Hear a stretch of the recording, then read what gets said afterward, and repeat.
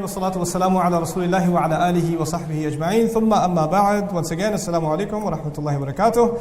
Oh boy, we have a lot of stuff to cover. This section is called oaths, qasam, when Allah swears by something in the Quran. And this is a very, very interesting study in the entire Quran. There are lots of places where Allah takes an oath. So I am going to give you some notes on the oath in the Quran and oaths in general that will help you understand this subject in the Quran. It really adds a different dimension of beauty to Allah's book. So the first thing I want to give you a few observations, a few pointers on is oaths in general. Oaths in general. When does someone say, I swear? What do you think? Huh? When you're angry? I swear, if you say that one more time. So you can swear when you are angry. Generally. This is not just in Arabic. You can do that in English. You can do that in Spanish. You can do it in Punjabi. You can do it in Urdu. You can probably do it in Bhasa. I don't know. I just found out you guys don't have past tense and present tense. I'm still shocked about that one. You have no tense. So my entire conversation on Friday night, I don't know what you thought about that, because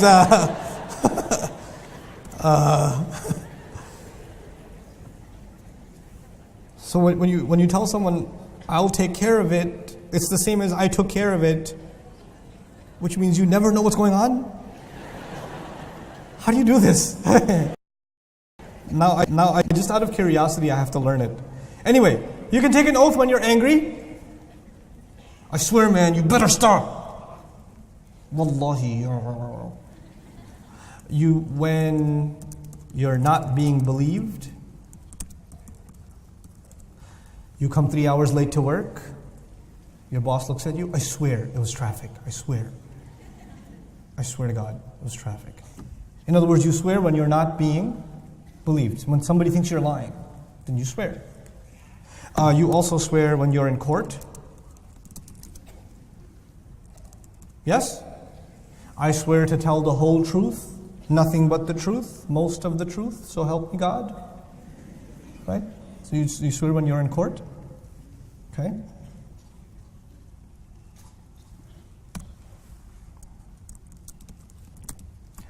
Three is good enough. Then oaths in Old Arabic. Oaths in Old Arabic include the first three, but there's one more. Okay? And oaths in Old Arabic, their purpose is to get your attention. How do you get attention of someone in English? Hey! Hur! Hur! In Urdu you say, Oi! Different languages have different ways of doing it. In Arabic you say, You get somebody's attention. How do you guys do it? How do you get somebody's attention? Huh? Just one person, man. There's too many. It's like Abu Bakr. It's like Abu Bakr right now. However you do it. Hey, yo. Whatever it is you do. The Arabs would do it by swearing by something. They would say, I swear by the sun. What happened? That's their way of getting someone's attention. Okay, they'll take an oath to get somebody's attention. We don't do this in normal languages. Now, oaths in the Quran. In addition to all four of these, which are true of the Quran, sometimes Allah swears when He's angry. Sometimes Allah swears to illustrate that He's not being believed. People aren't taking what He's saying seriously enough. The swears about court, I'll explain in a second how that works in the Quran, but what I want to tell you is they are used as evidence. When the object of the oath is used as evidence. Now that sounds complicated, but inshallah, it'll become simpler in the next couple of minutes. I need you to understand two things: object of the oath and subject of the oath. If you understand these two things, the subject will become easy in the Quran. There are two parts of an oath in the Quran. There's the object of the oath and there is the subject of the oath. So when I say, وَالْعَصْرِ إِنَّ الْإِنسَانَ لَفِي خُسْرٍ, Allah says, I swear by what? I swear by time, human beings are in trouble, then what that means is the object of the oath is time. The object of the oath is time, and the subject of the oath is human beings are in loss. The human being is in loss. You understand? So the object is the thing that he's swearing by.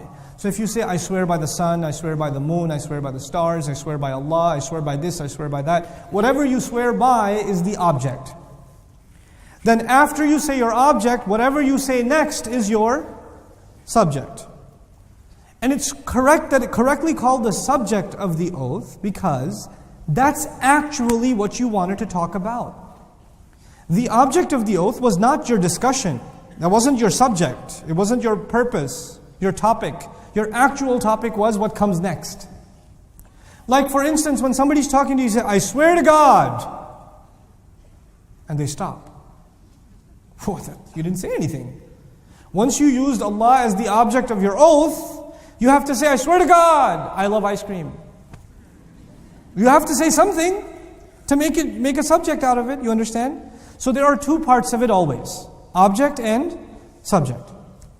Now, another thing to note here for other than the Quran in Arab culture, from old times, from thousands of years ago until now in Arab culture, swearing by Allah is not a big deal.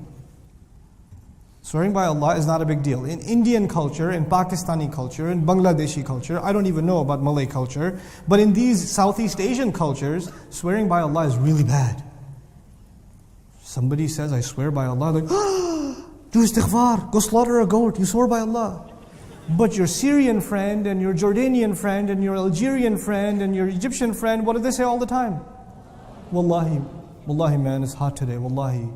Wallahi, it's hot. So Wallahi, I love football. Wallahi, England lost so bad.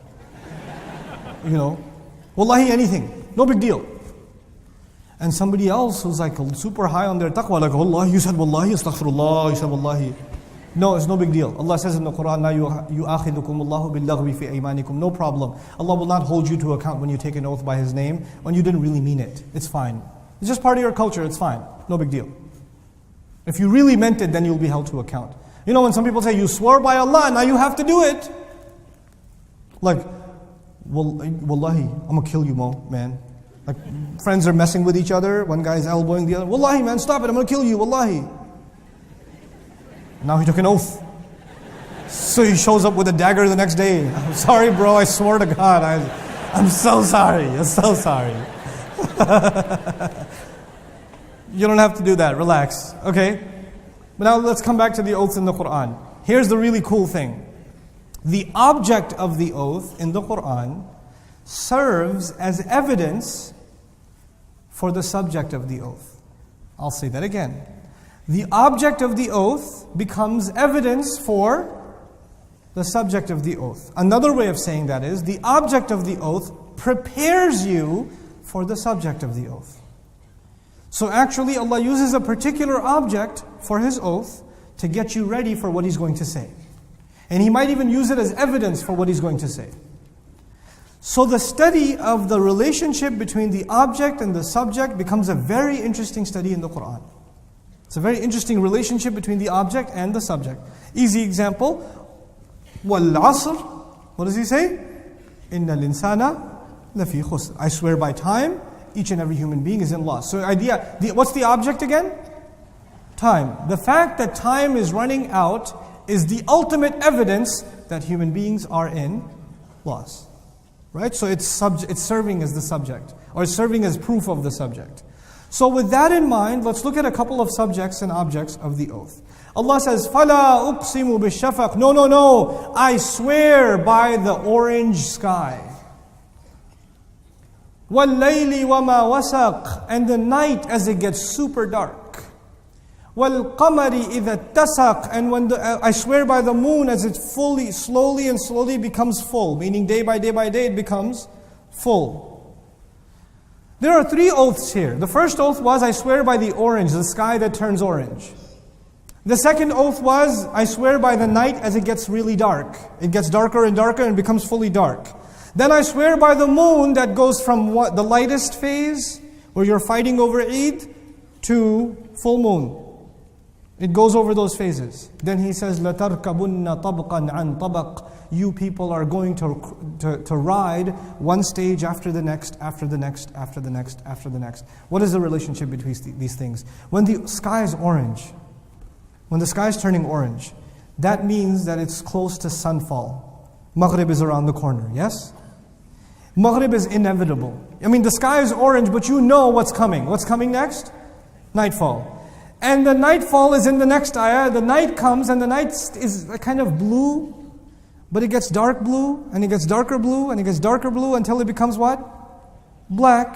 وَاللَّيْلِ وَمَا وَسَقْ. So the color started from orange, and the gradient of color went from orange eventually all the way to black. But it didn't go from orange to black. It went from orange to red, to purple, to blue, to dark blue. You see what I'm saying? There was a progression. When it's super black, the sky is completely black, what does Allah start talking about? The moon. And the moon one night in the black sky, the moon is really thin, then it gets a little fatter, then it gets a little fatter, then it gets a little fatter, then it starts looking like a banana, then it looks a little fatter, then it looks like a piece of mangosteen, then it gets a little fatter, then it turns into a coin, right? Progression. And when you see the moon like that, and every time you see the orange sun, is the process going to repeat itself?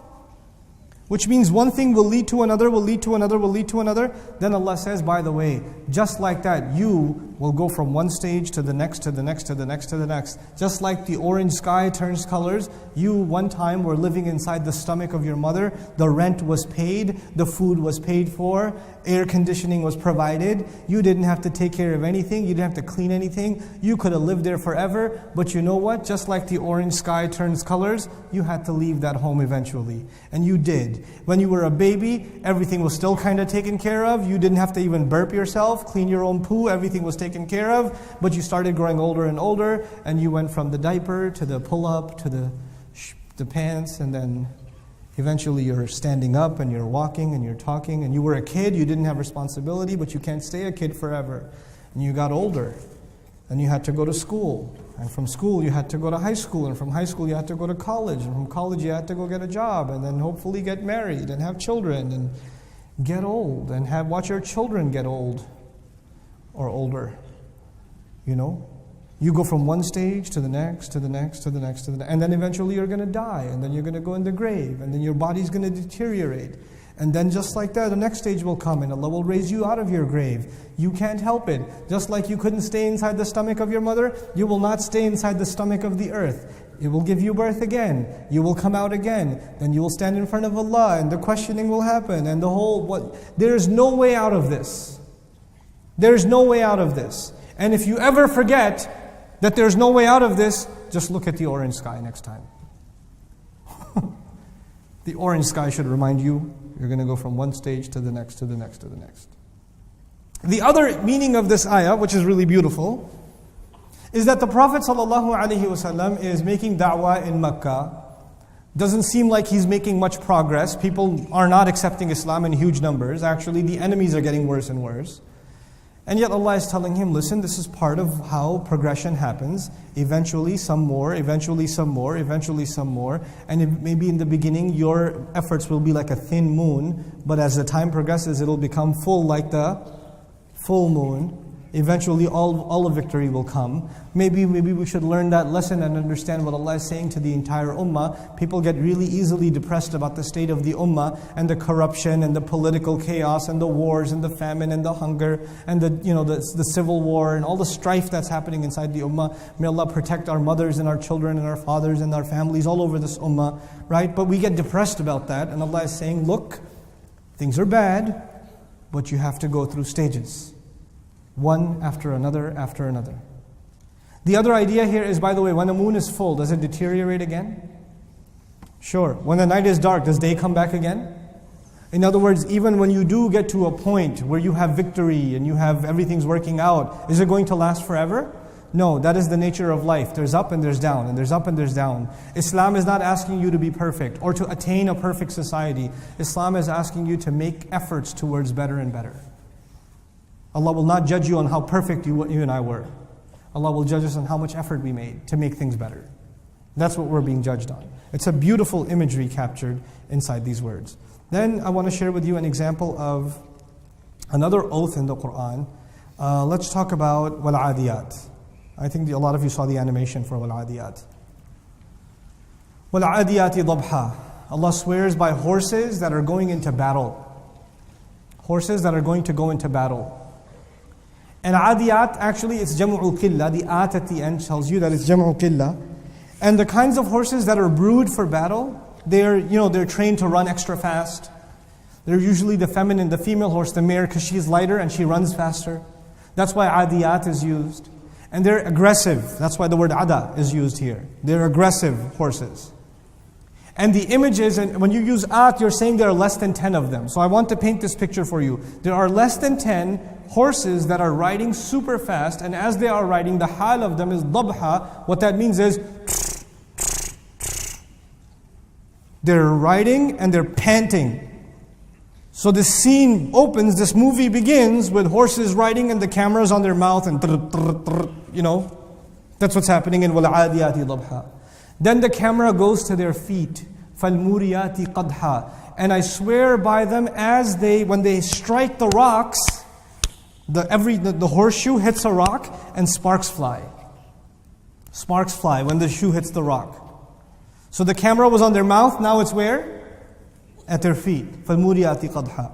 فَالْمُغِيرَاتِ صُبْحًا. This is where things get interesting. فَالْمُغِيرَاتِ صُبْحًا. Then these horses that are running so fast that sparks are flying from their feet, they are about to raid a caravan, or they're about to raid the enemy. They're about to attack the enemy.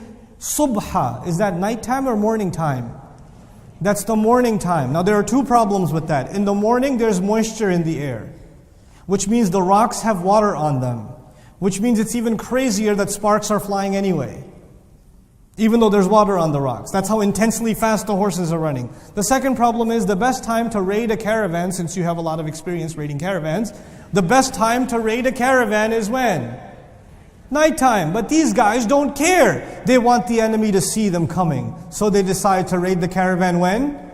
In the morning. See, if you're small in number, then you have to hide in the darkness. You have to take advantage of the guerrilla style warfare, where you attack and you run away. But these guys don't care. It's like a suicide mission for them. They're going in anyway. They're coming in the morning. And by the way, by the morning, the enemy's forces and their security and their guard is up. They're ready.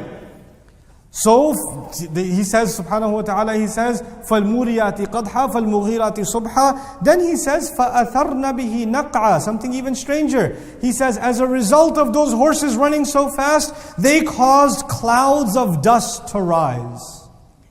They're running so fast. I want you to see this camera. I want you to imagine I'm the soldier on the enemy side.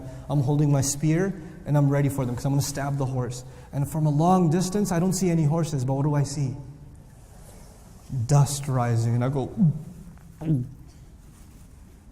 dust is rising. And eventually when they come in and attack the caravan or they attack the enemy, then there's going to be dust everywhere and you can't see what's going on. There's chaos. فَأَثَرْنَ بِهِ نَقْعًا. And in the chaos, these people come and what does Allah say? فَوَسَطْنَ بِهِ جَمْعًا. They penetrate the lines of the forces. They get right to the middle. Meaning, the enemy forces, they're in rows. File 1, file 2, file 3. These horses, they break through the lines and now they're in the middle of the enemy. So where's the enemy with respect to these horses now? It's all around, so the camera is giving you a 360 view. The enemy's all around them and they're in the middle. I told you yesterday that poetry was the entertainment industry of the Arabs. If they wanted to watch a movie, they listened to what? The poets. And these ayat, Allah did not tell me about taqwa or iman. Allah did not tell me about the akhirah. Allah did not teach me about halal and haram. Allah did not teach me about previous nations. Allah taught me about what? Battle horses. Who's really into battle horses? The mushrikun of Arabia. They're really into this stuff. And they're already thinking, wow, this is a pretty awesome movie. It began with an action scene. They're ready to go into battle. They hit the enemy. They get right into the middle of it, and they're popping the popcorn and like, what happened next? Now, if you have ever seen a movie, of course you haven't, you're Muslims, but if you ever did see a movie, you would know there's such a thing as an action movie trailer.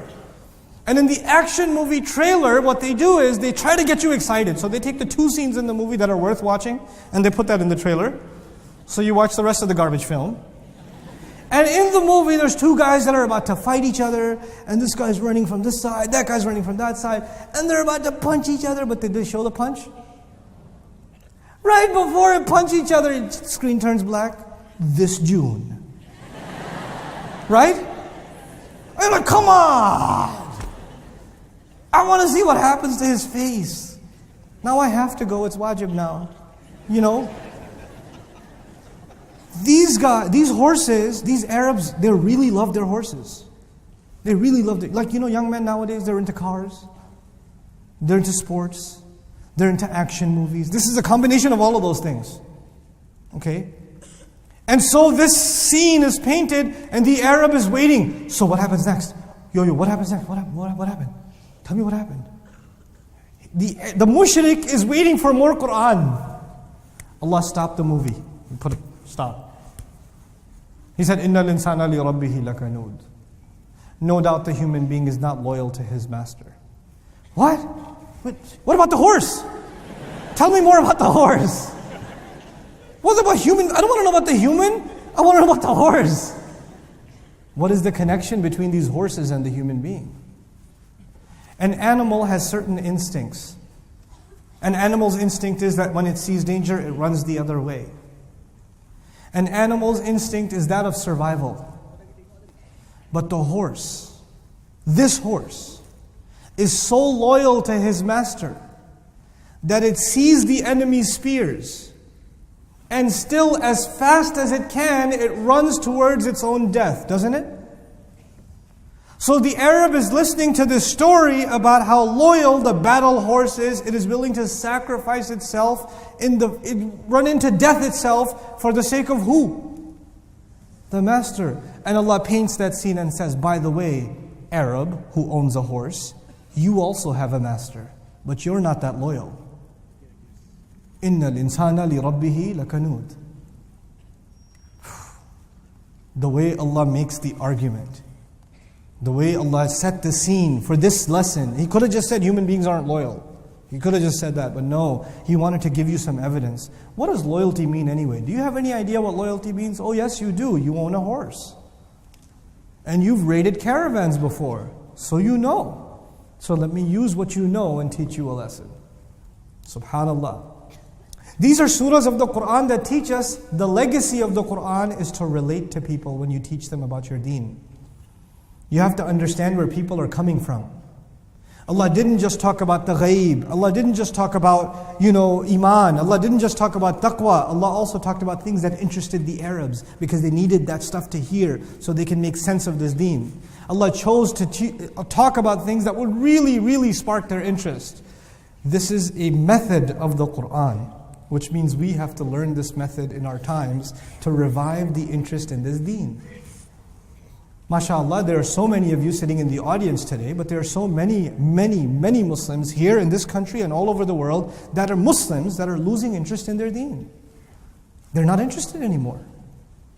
And our job as an ummah is to revive not only the non-Muslims' interest in this religion, but also the Muslims' interest in this religion. And we have to learn the legacy of the Quran in doing so.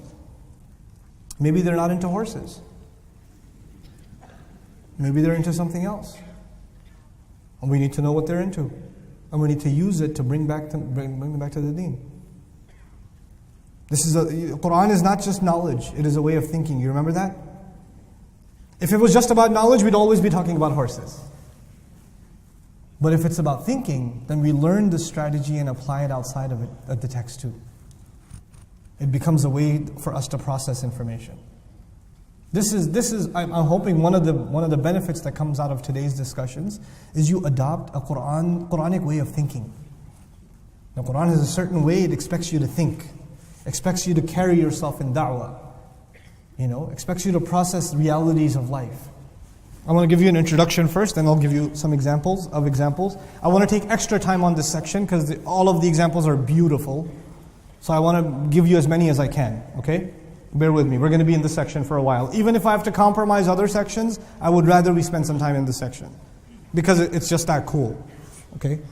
I'll give you at least one before we take a break. The purpose of an example is as follows. A teacher gives an example because it makes the subject easy to understand for a student, right?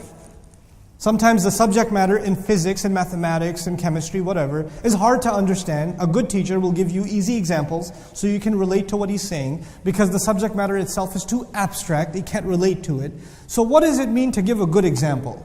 The conditions for a good example is easy to follow and relatable, right? And leads you to the point, meaning the lesson. Like you see the point for why the example was given. We have this interesting phenomenon in the United States that you are saved from here in Malaysia. I told you many of our masajid, we don't have imams. So people from the community have to give khutbah. And if you're living in New York and you're working in the financial district, some uncle, some elder from the community who's a financial analyst will give the khutbah. And if you're in Detroit and you're in the car sector, where the car companies are, some mechanical engineer is going to give the khutbah. And if you're working near a hospital at the masjid, a doctor is going to give a khutbah. And mashallah, they're giving good khutbahs, and they like to sometimes, get creative and give examples in their khutbah. But what happens a lot of times is they give examples that have to do with their own profession, and nobody understands what they're talking about. So the engineer says, Islam, taqwa, is like the piston of an engine. And you have to apply the pressure for the calibration of the... And I'm like, well... Then you go to the doctor khutbah. Iman is like blood pressure. And you're lost again. Then you go to the accounting khutbah. The day of judgment is like tax day. There's debit and there's credit, and there are tax breaks. And I finished the khutbah and I just filed my taxes afterwards. I don't know what else to do. In other words, people give examples sometimes, but unfortunately, sometimes the examples, instead of making the subject easier, they end up making the subject harder. And sometimes the examples, this is a really fun one, when somebody comes and gives an example, and the example is so long and elaborate that they forget why they were giving the example. And since they forget, nobody else knows what happened either, and then aqim as-salat. So, a good example should be easy to follow, makes sense. It should be straight to the point, that makes sense. And it should come back to the original lesson. Because you were there not to give an example, but the purpose of the example was to teach you a lesson. That's what it should be. Applying these rules, a German Orientalist, a scholar of Islam, a non-Muslim scholar of Islam, and a critic of Islam, Nodeki, extensively wrote a criticism against the Quran in which he talked about the fact that the Quran gives senseless examples, irrational examples. And his paper was based on this example. His paper was actually based on this ayah from Surah Al-Hajj. The ayah says, حُنَفَاءَ لِلَّهِ غَيْرَ مُشْرِكِينَ بِهِ, people that are solely dedicated to Allah while they don't do any shirk with Him. وَمَنْ يُشْرِكْ بِاللَّهِ, and whoever would commit the crime of shirk with Allah, whoever would associate anybody else with Allah, فَكَأَنَّمَا خَرَّ مِنَ السَّمَاءِ, then it is as though he fell from the sky. So the guy who does the crime of blasphemy with God, associates someone with Allah, is compared to someone who is falling from the sky. Nodeki says, that doesn't make any sense. Nobody ever falls from the sky. An example is supposed to be relatable. Who can relate to someone falling from space? Then he says, the Quran says, فَتَخَطَّفُهُ الطَّيْرِ, then birds are chewing on him. He's falling from the sky, and then birds are coming and they're eating from him while he's falling from the sky. That makes even less sense. What kind of birds are these that are eating a guy as he's falling from the sky? This is the weirdest scene ever. فَتَخَطَّفُهُ الطَّيْرِ. Then on top of that, the ayah ends, أَوْ تَهْوِي بِهِ الرِّيحِ فِي مَكَانٍ سَحِيقٍ, or finally, the wind blows him away to an uncharted location. He says, if you're falling from the sky, whether you fall somewhere unknown in the middle of the woods, in the middle of the jungle, you fall on top of a mountain, or you fall in the middle of Times Square in New York City, what difference does it make? You're dead. It doesn't make any sense.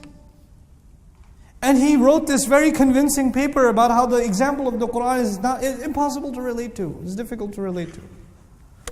The problem here is there's a lack of appreciation of verbal idioms, of expressions of the Arabic language. I'm going to give you a little bit of a picture. This ayah is about people who do shirk. Yes? People who do shirk in Makkah, they had no concept of afterlife. A lot of them did not believe in another life. This is the only life. This is the only life. Let me tell you something else about the people who do shirk in Arabia at the time.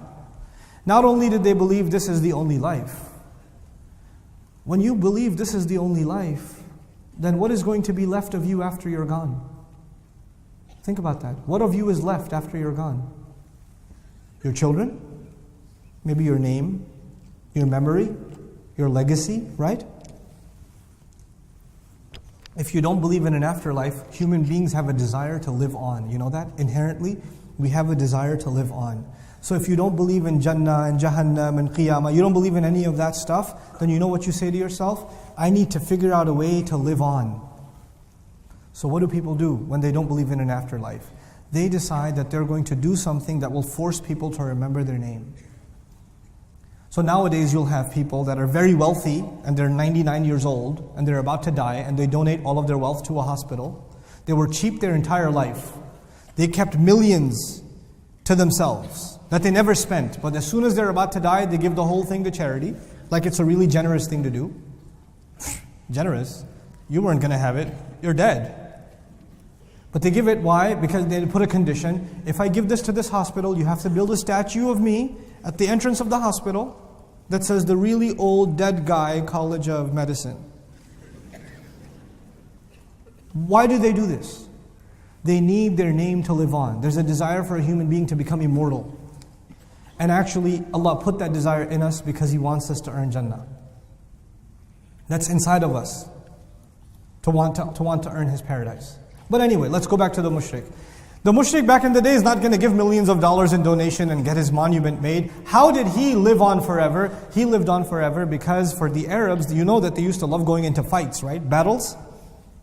And so he wants to live on by the legend of his fight skills. He's big on fight skills. Now let's paint this picture. There are two tribes that are going into battle. One tribe is on top of the mountain, the other tribe is at the bottom of the mountain. Who's got the military advantage? People on top. The people at the bottom, even though the people on top had the advantage, the people on the bottom climbed up all the way to the top of the mountain, defeated the tribe at the top of the mountain, and not only did they defeat them, they threw their dead bodies off the cliff as an added humiliation.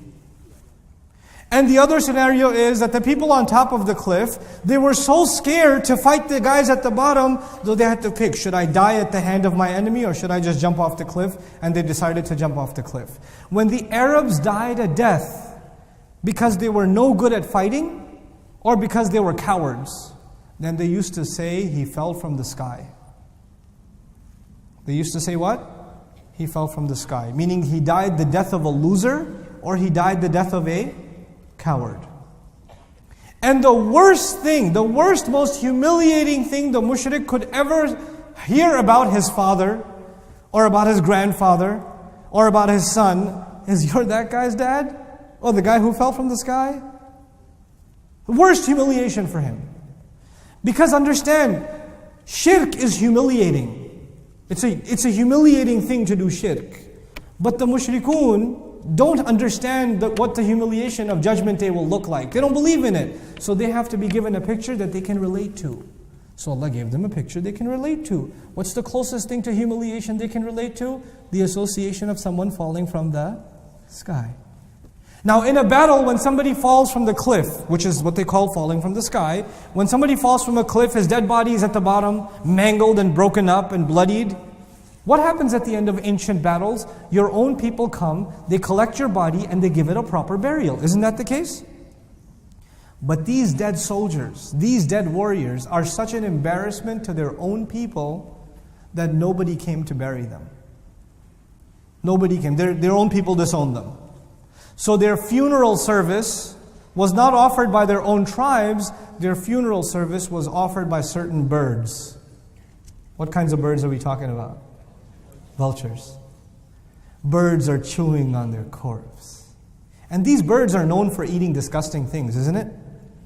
But even these birds, after a while of eating from them, say, the rest of that is way too dirty even for me. I don't even want it. And they fly away. What comes next? Winds come. And the little scum that's left of these people is blown off to uncharted locations.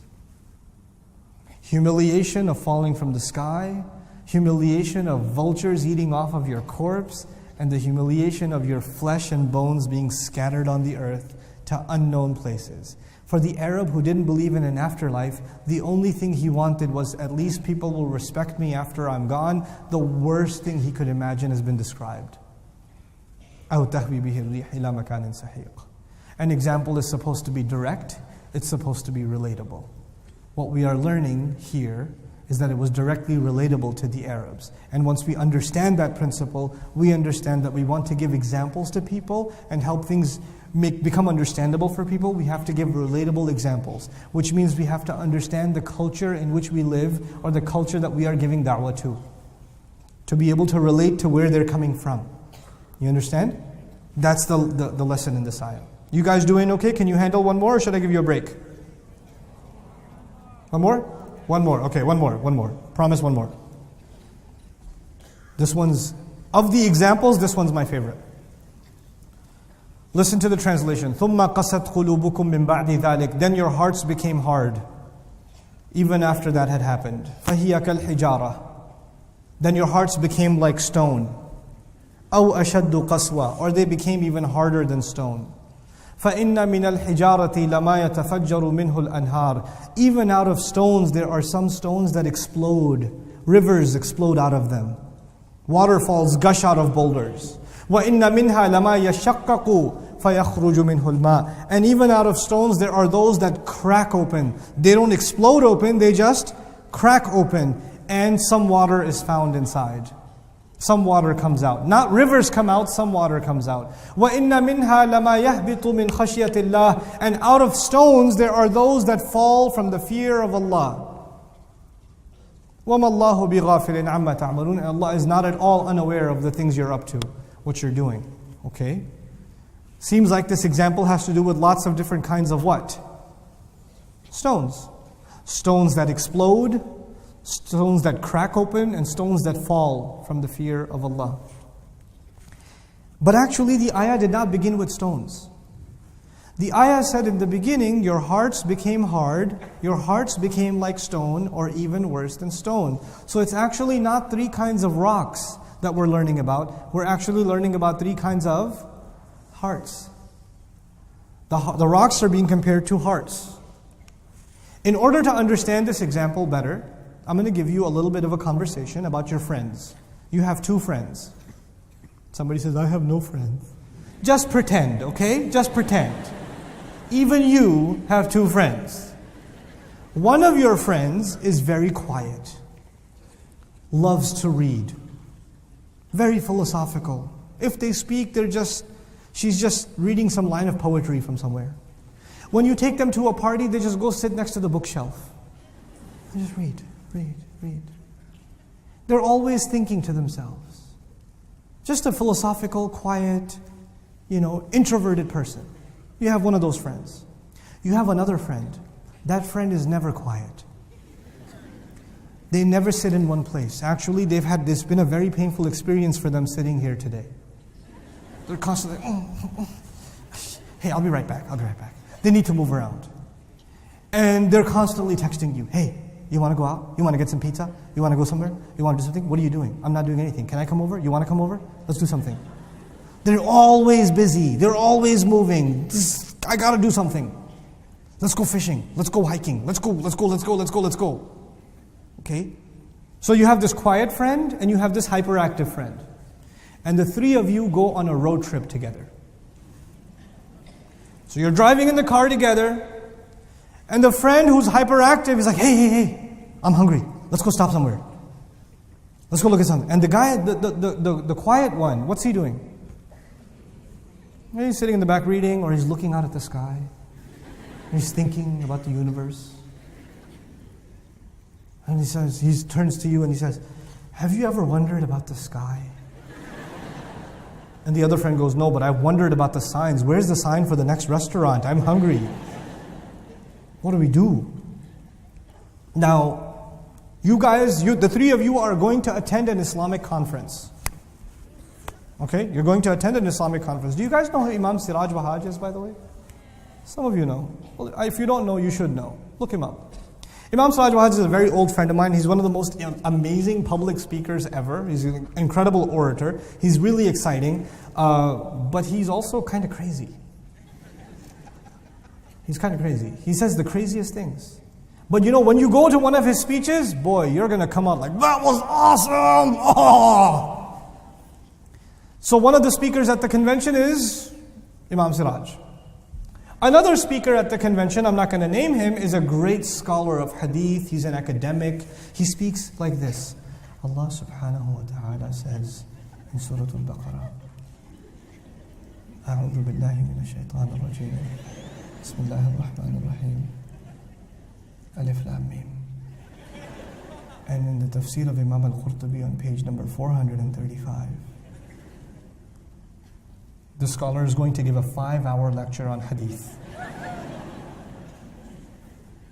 And Imam Siraj Wahhaj is going to give a 20-minute speech. But his speech is always about, like he can make you excited about anything. Imam Siraj can make you excited about anything. I was attending Imam Siraj's speech one time, and you know he loves to tell stories about himself, because he was raised as a non-Muslim. He took Shahada later on in life, and he's telling a story. He goes, when I was a child, I had a dog. And one guy in the back goes, Takbir!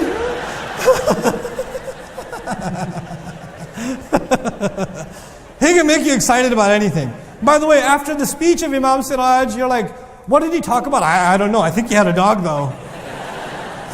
You know.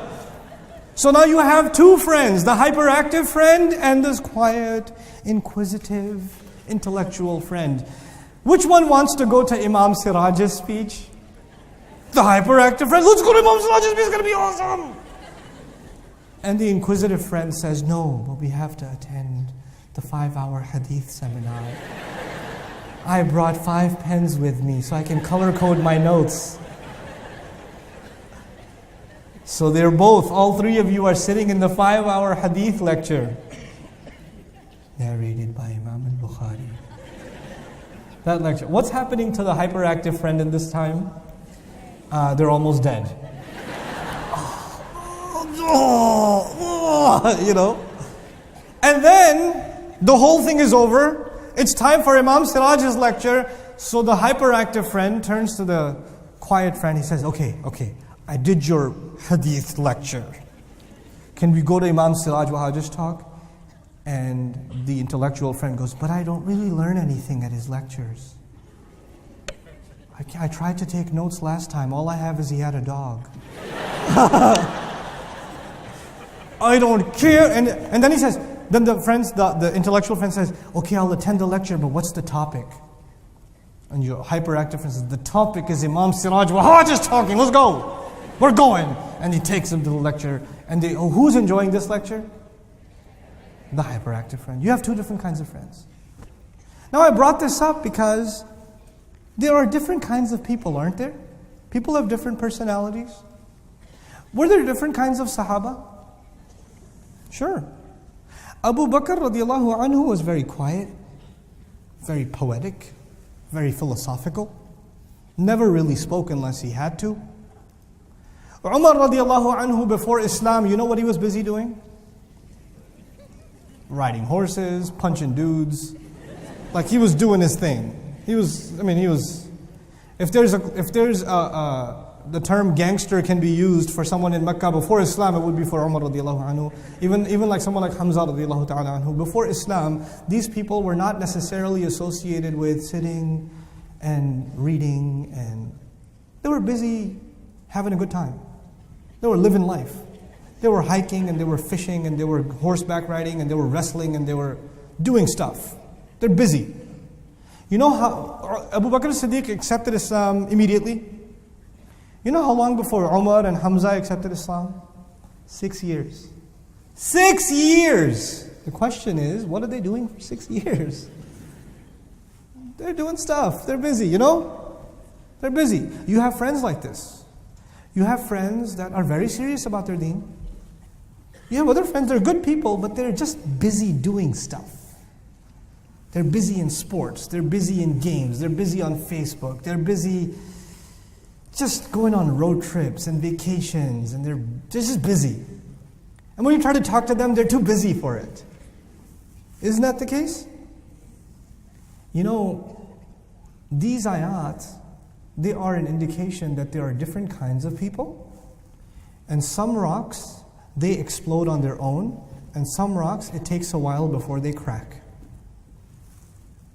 The first kind of rock is a rock that explodes on its own and rivers come out. This is kind of like the heart of Abu Bakr as-Siddiq radiallahu ta'ala anhu. It was already gushing with faith. By the way, water is a symbol of purity, and purity is associated with Iman. So Iman was already inside his heart. So when the rock opened up, there was what inside? Rivers of faith was already inside. Umar radiallahu ta'ala anhu had potential Iman inside him the whole time. Did it come out easily? No, it took a while, but eventually that rock will crack, and when it cracks, what do you find inside it also? You find water inside there too. Faith was there too. You have some friends, you may not be able to change them through an intellectual argument or a 4-hour-long lecture or an 8-hour-long seminar. This may not be the place for them. But if they go to they watch a 5-minute YouTube clip, they listen to something for 3 minutes, their life changes. And there are some people who say, who needs this 3-minute stuff? This is not for the serious talibul ilm. I need something that's at least 2 hours. I need books, I need this, I need that. And for them, that's fine. But for other people, they need something much easier. You understand? And it might take a while before they crack open. And wallahi, there are some people, the only way that their heart opens up is when they're rattled, when they're shaken. And they can either be shaken by a powerful speech, or they can be shaken by a powerful event in their life. It could be a car accident. It could be something that happened at school. It could be a friend that passed away. Something happened and it shook them up and their life changed. There are people like that too. So the first kind of heart is the heart of ihsan. The second kind of heart is still the heart of iman. But the ayah does not have 2 rocks, it has 3 rocks. The first heart, ihsan. The second heart, iman. What do you think the third heart's going to be? Islam. Now the thing is, it's interestingly in the third heart that's mentioned, وَإِنَّ مِنْهَا لَمَا يَهْبِطُ مِنْ خَشْيَةِ اللَّهِ. Out of these stones, there are the kinds of rocks that fall apart, they fall down because of the fear of Allah, but Allah did not mention any water in the third heart. And what did water symbolize anyway? What did it symbolize? Faith. So it seems somehow when Allah talked about the heart that has Islam, He didn't mention the water, which is incredible because in Surah Al-Hujurat He let us know, وَلَمَّا يَدْخُلِ الْإِيمَانُ فِي قُلُوبِكُمْ. Iman has not entered your hearts yet. You're Muslim, but Iman hasn't entered yet. Your rock does not have water yet. Your rock does not have water yet. Just be patient, keep obeying Allah and His Messenger, keep trying, and eventually it will cultivate water. But right now it doesn't have it yet. But it still falls from the fear of Allah, just like the Muslim still falls in sajda from the fear of Allah. Now this entire parable, 3 kinds of people, the people of ihsan, the people of iman, and the people of Islam, 3 different kinds of personalities even you can say. This entire parable was given using rocks. The question then is, why use rocks? Why not use something else? Why not use something else? What did I say? What are the rules for a good example? It has to be easy to follow. 2, it has to be what? Relatable. This ayah belongs to Surah Al-Baqarah in the beginning. And in the beginning, Allah was talking to Bani Israel. And Bani Israel have a huge, big memory in their hearts and in their minds of water coming out of rocks when the 12 springs gushed open. So Allah chose an example that is easy for them to visualize. Because Allah gives examples that